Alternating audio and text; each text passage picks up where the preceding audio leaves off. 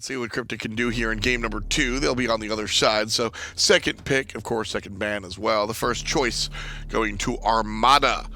When it comes down to Armada, we'll see the Fenrir ban and likely the NotGeno one more time. On the other side, we see the Freya and likely the King Arthur. Seems like neither of these teams are all that interested in going up against the Doggo, just both understanding how much pressure can be involved, and it almost looks like the bans have switched for these two teams. Last game we saw CryptiK looking for the Fenrir and Ninja bans early on. This time around, they're going to be forced, I think, into the Freya Arthur. Can't really afford to let either of those two slip into the hands of Armada. Yeah, I think it's more about just first pick, second pick. You're going to be looking for different things. And second pick, you're kind of forced to ban what you don't want the opposition to have, right? And the other two bans just coming out some nice meta stuff. But Bacchus is going to be the first choice overall here, the support. He's been very powerful. We saw how powerful he was across the way. Xbalanque with the selection. The Mayan Hunter for the carry position. And then followed up by...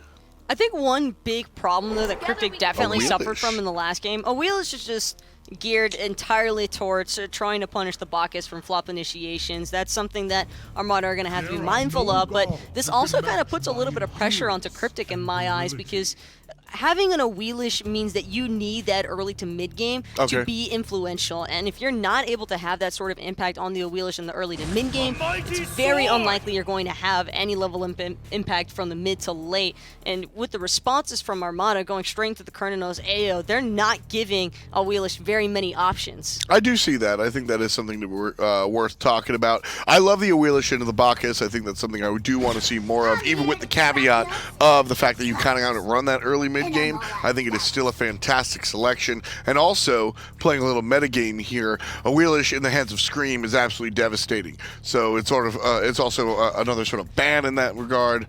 He's going to play out Kuang, so I don't think it matters. Ratatoskr are going to be the selection here for Team CryptiK as they ban out a healer in Guan Yu. I think CryptiK are just looking for anything that might be a possibility there for Baskin over in Seoul. They already stripped away the Ratatoskr pick, so Baskin won't have that to try and work off of. But with the AO being in line there for Armada, there is a possibility, I think, that for not only solo AO, although I think that's a little bit more far-fetched than Baskin possibly on another physical type god. Like, I think that there is definitely an opportunity here for Baskin to maybe just look for something safe, like a Sun Wukong. Sure. Maybe anticipating that CryptiK might be looking to focus his lane a little bit heavier here, especially when you see Awilix and Ratatoskr together. Darkest Night also would be another great element to add into some of these early gank opportunities. Well, right away is going to be the Sobek choice here by Team CryptiK. Armada on the clock now. The Morrigan one more time will show up in the middle lane, most likely. Kuang in the jungle. Kuang in the jungle, Erlang, Shen in the solo lane. That's what I'm going to say. You know what sucks? I was actually thinking the Erlang first over the Sun Wukong, but I was like, there's no way Baskin will look for the Erlang here, because it just feels a little bit too aggressive, but it might actually pan out in their favor, because again, Armada still have a lot of flexibility, and it's not really guaranteed that Bacchus, AO, and Erlang are going to end up in the roles that we've mildly assumed. That's fair. Isis, one of the characters that I've, again, still been asking for. I love Bacchus, and the answer being Awilix Isis. Isis is a character that's immune to the knockup when she's doing the wing gust. She can interrupt a lot of the nonsense. Long-range Spirit Ball stuns. You ask for an early game for Awilix, Isis can give it to you. And who's going to give you the second game? Well, it's our commentators. Finch, blast off. Taking off is Rocket Finch into game number 2, Armada versus Team CryptiK. And if anything is going to change from game number 1, then a lot of things need to change in order for CryptiK to be able to grab this win. Sops is on a different pick on this Isis. It is stronger, clear early, but I don't know if it's more safety. It could be, because if you can find the silent stun for peeling for yourself, right? Soul doesn't peel for herself the same way an Isis can. Right. Soul is about running away with the Separate, slowing you down with Stellar Burst, or knocking you up with the Supernova, or maybe just holding her ground and basic attack trading with you. Whereas Isis has the stun, the silence, fighting right under the circle of protection. Right. I think Isis has more safety features than a Soul does at the end of the day. She has quite a few options as Mineral forced into the shell early on by Snoopy and Geno's presence. Cernunnos, Bacchus, another very potent duo lane. When you can't get the Xbalanque, you're not going to feel bad with the Cernunnos that can build the Rune Forged very easily. Oh yeah. As we're seeing already, an invade on the purple buff. I love when supports do this. Trying to just harass, not even steal it. Give your hunter the solo farm in that wave while you're just delaying the purple buff, maybe stealing the purple buff, or even just gonna hard reset, allowing Snoopy and Geno to confirm it for themselves. Yeah, I'm almost not used to seeing both supports over here in the duo lane where you'd expect. As it is Zearoe piloting the Ratatoskr in the soul lane, we won't get a chance to talk about it because BennyQ is dead. Ouch. First blood for Geno with a lot of help from Snoopy. Getting level 2 that early in the Wow. laning phase made it so easy to go for that kill. BennyQ not going for Rising Jaguar at level 1 is a common thing because Xbalanques need branching bolas to clear the wave and to harass you. Baskin finds the solo kill on the Zearoe as well on this side. And totally, I wanted to talk about this anyway because Zearoe elected to not start leveling up the Acorn. I assume that's because you can level it outside of the base. Yes. Instead, trying to get some health by working towards this hammer. I just don't know if it's worked out for him. Baskin went tier 2 boots. That's right. And was just a little bit faster. It's like 10 power. It's like not even that It's much. very little, isn't it? It's not even like a DPS thing that you really want. It's just all about him wanting to finish off those pen boots. He's still trying to box up against Zearoe, where it's actually Baskin that has the health chalice, and Zearoe doesn't have that kind of sustain, as he did back, got a couple of wards. He's a little worried about Scream's gank. He should be. Zearoe should be able to grab the totem, or maybe not. He stopped, even though he was out in front. Now he goes back to secure it. So Baskin will have the wave pressure, but at the very least, Zearoe will get that buff for his team. BennyQ again in some trouble. Has to dash away. Gonna stop the Belch of the Gods there with that pluck, but he's taking so much return damage out of Snoopy, and BennyQ gonna get rooted as well. Snoopy's having an absolute field day. Yeah, having a great game for himself so far on this Cernunnos. And it's not too surprising. Cernunnos does well with the early pressure. Baskin is looking for the invade, but he's baiting like Scream isn't waiting in the wings. Blink in, pin sets up for Baskin to find the kill. Yuji has to jump over the wall, and an easy 2v2 for Armada. Even though Armada didn't confirm that blue buff, finding the kill so important there. Now, the respawn from Zearoe is a very short timer, so I think he'll still be able to get his own blue buff, but he's going to miss out on quite a significant amount of farm in that lane.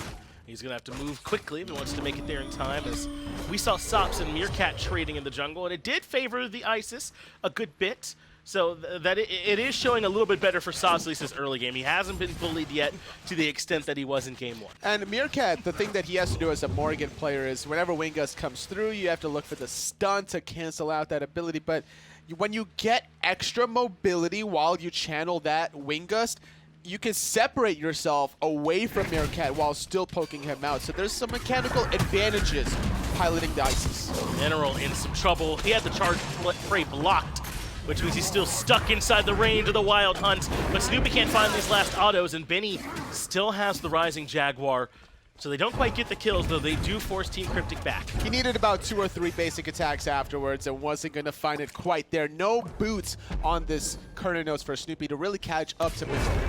Yuji now blinking in. The stun is there, but a great job using the Feather Step to get up and over it. Rising Jaguar trying to close the distance, but Geno just walks away, just shrugs off the damage. And now Meerkat's making the rotation. I don't know if Yuji's going to get to back. He's forced up onto Suku instead. Gonna get slowed out by the Dark Good Omen. Feather Step. Avoids the stun, but can he avoid this Ratatoskr? Goes through the Cosmos. He's gonna wait to hear the descent, but no, instead Meerkat gonna go back to the mid lane with the global, making sure he doesn't miss out on the farm. Just goes right back to his wave. He came over, dipped his toe in the water, was like, nah, I ain't feeling it, and walks away. So It's like, it's still April Fool's, right? I could still, like, just kidding. I was just kidding. Yeah. I didn't mean that. So I like someone who can recognize when they need to get out of there, and Meerkat is certainly that kind of player. Scream stealing the speed buff away, actually, from Yuji. Perfect play, but can he find the kill? Very, very close. He has the heal, but he's not willing to dive just yet, especially with Sops this nearby. Avoids the stun, but now he's got to be careful. He's already used the heal, and BennyQ's come to join as well. I think Scream's recognized he's dead. We even saw some backs there coming through, so he knew he was done. Yeah, Zearoe even making that rotation a possibility with his own ultimate. Not a good place to be for Scream.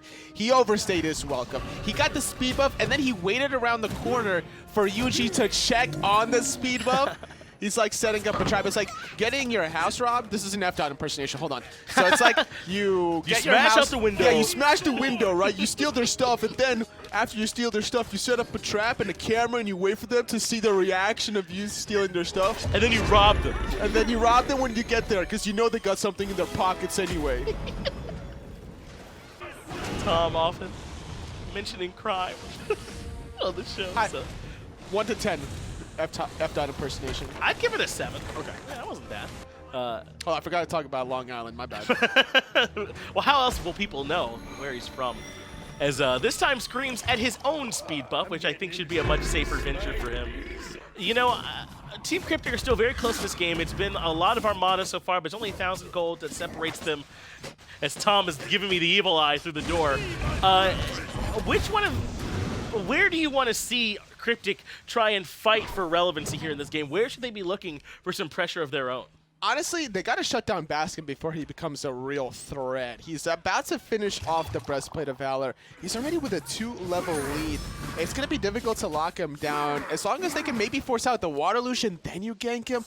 And now that he does have that defensive item, it's going to be even scarier to really lock him down. If I'm looking from CryptiK's point of view, it's either Baskin or Meerkat. You're not killing Geno or Scream anytime soon unless Scream does the same shenanigans being overextended that far. Snoopy could be a hot number 2 selection, though.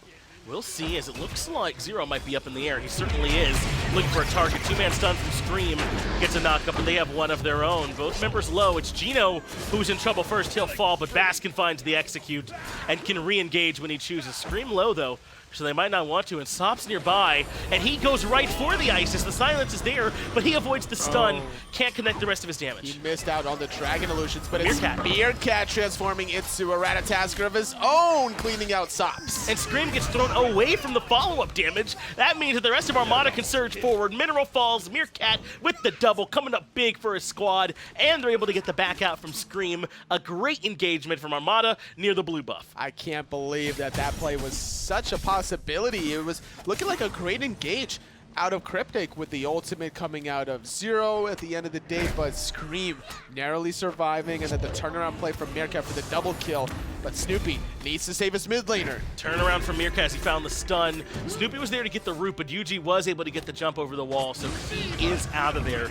I do want to make sure I at least clarify, Mineral did fall, or not Mineral, but Geno. And Geno fell in that engagement as well, so it wasn't clean for Armada, but it was still very, very good. Hey, you're trading out, what, 2 for 1? You lost Sops and Yuji for all that? I'm taking that trade every single day of the week. Snoopy pushed back under the tower, avoids the charged prey. I wonder if that was just a little bit too early. That was a guaranteed kill, but unfortunately Mineral couldn't quite complete it. Mineral had all the time in the world to line that up and wait, but the thing was, Snoopy like dipped outside of the tower and then purposely went back into the tower line to eat an extra tower shot, because he knew if he ate the plug without purification beads, he was dead anyway, so he might as well take that 50-50 gamble, but Mineral needing to be a little bit more patient there. Fortunately for Snoopy, he makes it right on out, and Armada now have grown that 1,000 gold lead into about 15,000, or sorry, 2,500. That wouldn't even have been right. It was 2,800, and the experience was nearly 4,000. Armada have very quickly taken this game into a comfortable advantage for them, and CryptiK haven't been able to come up with the answers fast enough. They were at the blue buff to defend, they just couldn't win the fight. It's about the execution, and so far the level disparity is starting to make it more difficult for the execution to be effective, and when Mineral misses out on flops like that, it's just allowing Armada to play cleanup. Geno's been knocked up into the follow-up damage, but now Scream can come in with the 2-man taunt. There's no immediate follow-up for it as BennyQ drops the ultimate, and that shuts down any aggression from Armada. So just like that, Xbalanque cuts everything off, but with Scream rotating in heavily, they might not be done looking for aggression. Sops can just get stunned out, but not using the belly flop. Geno holding on to that. Really worried about Yuji pulling him in. Scream gonna find the pin into the knockup. Gonna eat a feather step for his trouble. No ultimate for him, keep in mind. Yuji at least wins the battle with Scream on the right side, but Snoopy rotates to the back of the tier 1 and cleans up sops, so it's 1-for-1. Meerkat's turned to the Ratatoskr, but I think they don't know where Yuji is. Fortunately, it doesn't matter where he is. Yuji played that almost well enough to live. I think that I'm still giving Yuji credit. It just wasn't possible to make it out. I would have been livid if that was a kill. What a play actually out of Yuji, almost finding the kill. Agree. If not for Geno, I think Meerkat dead to rights there. I like the timing of using the Suku jump landing to somersault into the feather step, expecting the Dark Omen after the fact. So great mechanics displayed from Yuji, but an unfair 1v2 fight. And can we talk about Snoopy's rotation behind the tier 1 tower? If I died to any hunter, any player playing that hunter behind my tier 1 tower, I'm like, hello? Yeah. Pinging that side of the map, MIA.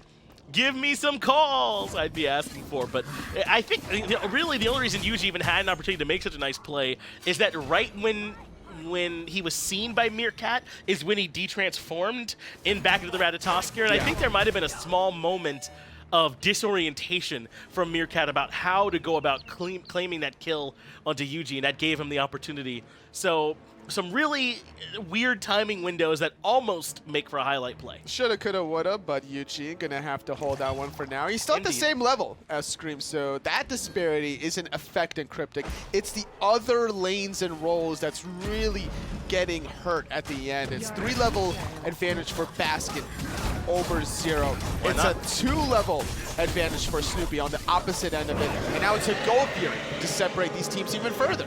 Now there is some gold to go along with it, as that was very quickly burned by Armada, a confident call to go into the Gold Fury and stick on it, and Team CryptiK had no idea. They didn't have any information. Even if they did, I don't know if they could have walked in and tried to stop that anyway.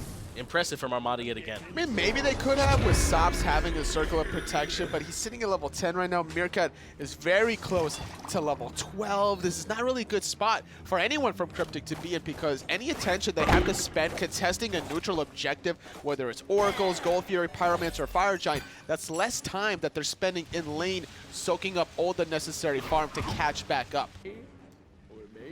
Now, totally, I think this is you and I that were watching the last time we had to talk about this, but the Cursed Orb is being picked up and being stopped at again, not upgrade all the way to the Doom Orb.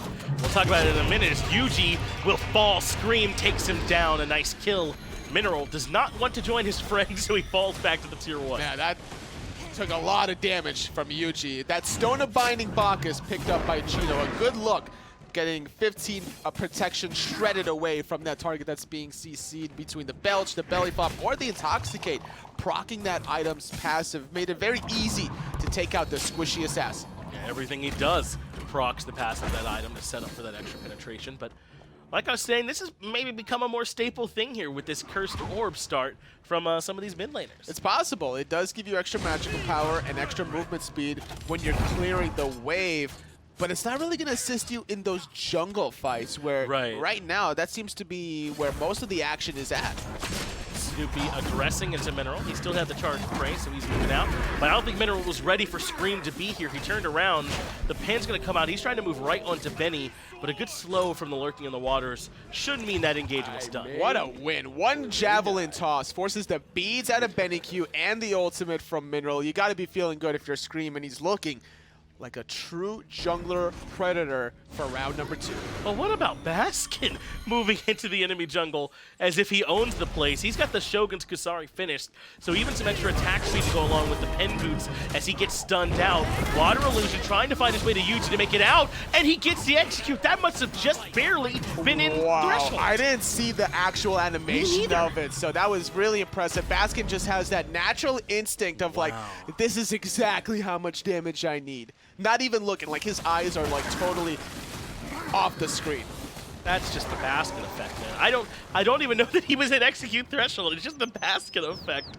As sometimes you just play to your outs, right? You might get in as many autos as you think you have time for, and then just try for it. That's true. And that might have just been what it was Baskin playing to that out, and it ended up working. Because like there were so many people surrounding him, and he was about to take a ridiculous amount of return fire, and he was worried about maybe the circle of protection. I think so. Getting the heal off, not only the damage. He has to consider, okay, if the ice is snap, pops this ultimate, all that damage I would have done would have been for nothing. So by using that execute at that timing window, it prevents Baskin from dying, it prevents the heal onto Yuji, and allows that play to even unfold. Another great play from Baskin. I almost get tired of saying it. Is Yuji will clean up Snoopy without any trouble. A great ultimate from Benny sets that one up, and a much-needed kill for CryptiK to keep things close. But this is the kind of players I've just come to expect from players of this caliber. Snoopy, SPL caliber. Screammmmm, Baskin, SPL caliber. I think for all three of them. And then Meerkat and Geno, if they aren't at that level, they're very close. So this is just a really close, a really strong team, and I expect them to keep playing. Oh, absolutely. As we're seeing a defense under the tier 1 tower, this is what CryptiK needs to do, but they need to do it with more than just 2 players. But Zearoe gonna get zoned out by Baskin. Meanwhile, there's a little bit of a scuffle in the dual lane as well. Screammmmm trying to hold on to this tier 1 tower. He is going to be able to defend it for now and force back 2. BennyQ actually might need to keep running Screammmmm very fast at this point with the Talaria and Atalanta's both finished and the speed buff on him as well. So Benny has to play extra careful to make sure he doesn't suddenly get chased. You want to know a fun fact, Finch? I do. So far for Baskin, within these 4 weeks, this is his 9th game. You want to know how many deaths he had in all 3 games? Or all, kind of spoiled it. Well, he has 3 deaths. Is it 3? Oh, I see. Okay. Yeah, in these 9 games. Is that it? Yeah. Holy cow. Baskin, man, he's good at Smite. He's pretty good. I feel safe saying that. And his kills are like even through the roof. I think he has something like over 30 kills somewhere there already with only 3 deaths. It really is impressive what they've been able to do. And these are strong teams they're playing. This CryptiK team I consider to be the second best team. Either them, obviously, or our LATAM squad as Armada grab yet another Fury for themselves. There's plenty of talent in the SML, in EU and in A. And when Armada stand this far ahead, it just goes to show how strong their team is. I don't think that it's a knock against the other competition at all. It's just a mark of how good this squad is. There's synergy between these players as well. Like, they play a lot of games outside of Smite together, so they have that built-in synergy, and they're going to need it. They want to save Geno's life here. That was a great job pairing that all up, but it still wasn't enough. The Bacchus jumps out and avoids the stun, and just like that, CryptiK have committed too much to the tanky target. Zearoe in trouble, execute threshold, execute completed. Baskin on a rampage, 5-0-2, and he wants to reinitiate. Of course. He's doing that just because he can water illusion away safely. He's like, yo, I'm going to do about 300 more damage while my team does the regular Fire Giant. This Fire Giant is about 45 seconds faster than the previous game's Fire Giant. Wow, the pace that they're setting as they zoom through this game. And while Baskin is just kind of flexing on them a bit and letting them know he can do this, it also serves the purpose, not letting them back, not letting them come over near the Fire Giant. He has zoned them away, as your solo laner does. It's just, you're not used to seeing it being out Kuang. No, definitely not. I mean, maybe in like Season 2, Season 3 days, yes, when it was really powerful. But since then, the fall off a little bit. Like, Baskin can almost play any god and at this day and be successful simply because of the teammates around him looking for plays like this. Great stun from Geno, gets away from the silence, easy kill for Baskin to follow up. Now 6 kills as he moves in to take down the tier 2. And he's got Gem of Isolation as well to add further utility to this build path. As BennyQ gets caught in the dash, it wasn't in time. He does have Aegis, but he's an execute threshold again. Meerkat this time gets him, and BennyQ falls. And that's going to be a middle Phoenix as well. More than likely, Zearoe trying to retreat under the safety of his own fountain will do so. Right side Phoenix might be in a little bit of trouble as well. Middle Phoenix falls for Armada. What do they decide to do? They're going to go for the right side Phoenix. They don't feel confident to end quite yet. Yeah, they're still going to come grab this Firebird, as you said, and they should. It'll be easy for them to take. They have the FG around their waists and plenty of minions, and it does go down. 2 Phoenixes and a Fire Giant before the 20-minute mark.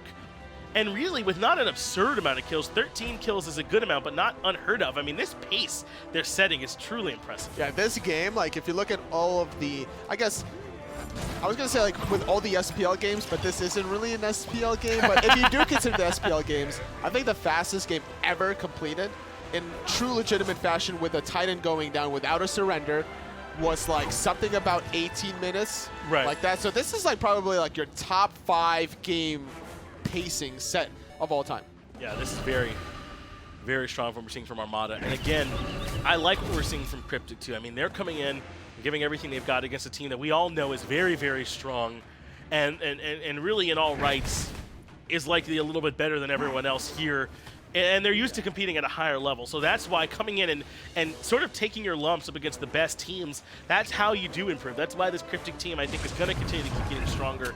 And some of these other units as well. I like what we're seeing from them, too. Yeah, if you're CryptiK, you got to be looking at Armada in terms of, all right, what did we do right? What did we do wrong? How can we improve for the next weeks? Because thus far, this team is still remaining undefeated. Somebody from the minor league needs to find those holes to exploit as Yuji getting caught in a really awkward spot trying to run away. He is able to make it towards Suku so he can retreat, pulls Geno back in with the ultimate, but Geno now just gets to intoxicate the entire team. Scream takes down Yuji, Mineral falls to Meerkat, Snoopy finds Sops, Zearoe comes in with the knockup, yes, but is it going to be anywhere near enough? The rest of Armada can keep surging right through. Scream looking for the pin, waiting for somebody to tank, and Meerkat actually going to tank that. Look at Baskin on the back end, blinks in, keeps BennyQ locked down, enough for Snoopy to find the last hit. Zearoe dashes, but is not going to be able to dash far enough away. That's a D aside. Team CryptiK fall down, and Armada, in less than 22 minutes, in less than 50 minutes of total game time,